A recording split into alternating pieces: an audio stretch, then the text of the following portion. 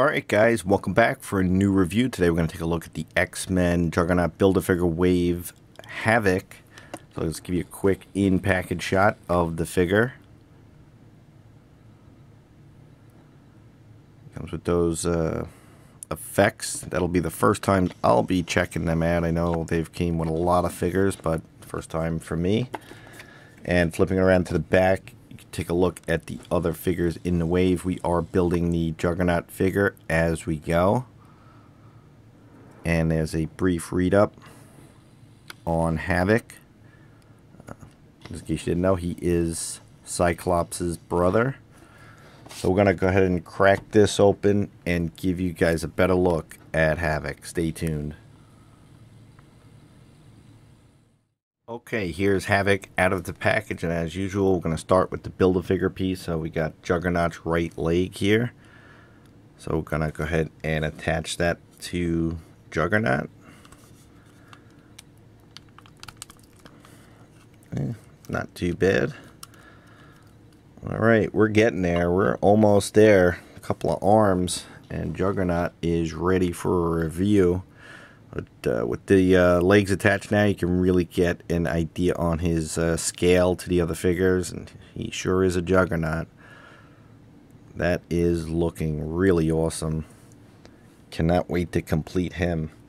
So putting him aside, let's take a quick look at HAVOC. Really simplistic costume design. It looks sharp though. The black and silver looks really good. The blue faded out chest thing looks really cool, and I do like the head. Now the body itself is a Bucky cap body, which is something that has been used at nauseum. Come on, why aren't we focusing here? Do it, come on. Alright, there we go. The head sculpt's pretty cool looking, I think. Again, it is simple, but the eyes are painted really well. The paint on there is clean and crisp, not only on the head but also on the chest. And I haven't really found any paint slop on him yet. And just give you a 360 look at him. On the back, there's nothing really much going on there. It does have the peg hole, but the paint is really clean, so not too bad. Alright, let's take a look at his accessories. It comes with these two effects. It's got the frosting effect, so it gets lighter in the middle and darker. Uses, I guess, sort of like shock waves or some sort of effect like that. So they just kind of go through the... I think maybe you're better off pulling the hands off to do this. I'm not sure. It doesn't really want to come out. Probably could, but I'm just going to force the hand through it.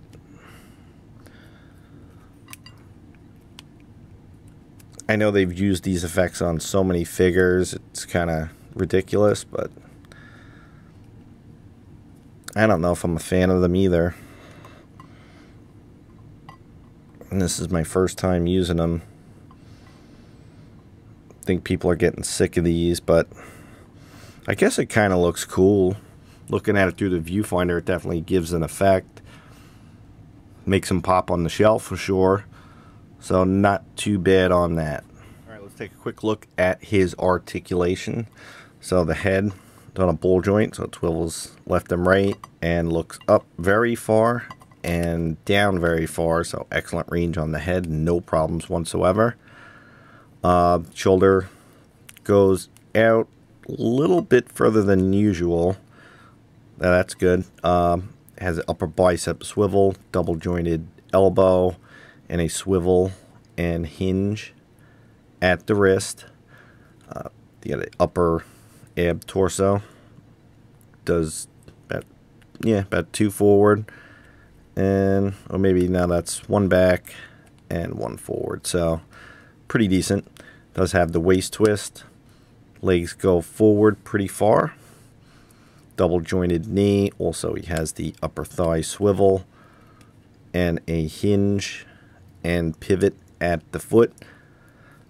So pretty decent articulation. No butterfly joints, but not too bad.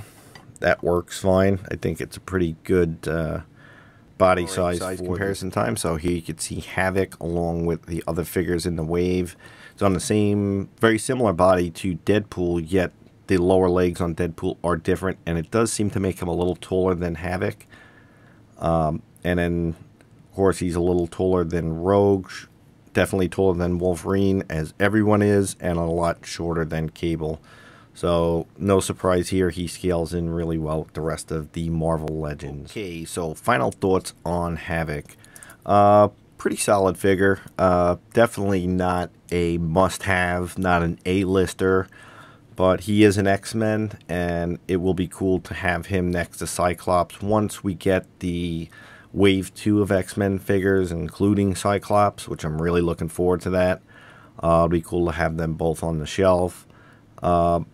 Would I recommend picking up HAVOC if you like him, or if you want to build a figure of Juggernaut, which is pretty awesome.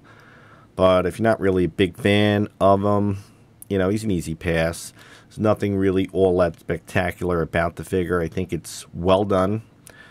The body, while reused quite often, is a good body. It has good articulation and pretty decent proportions.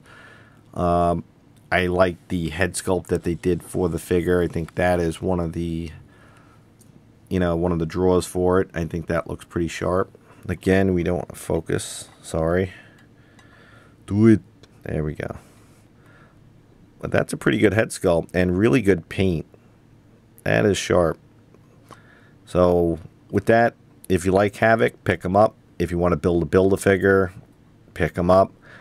Otherwise, you can go ahead and pass, and I don't think you'd regret it. So that's my thoughts on the HAVOC figure from the X-Men wave of Marvel Legends. As always, guys, thanks for watching, and until next time.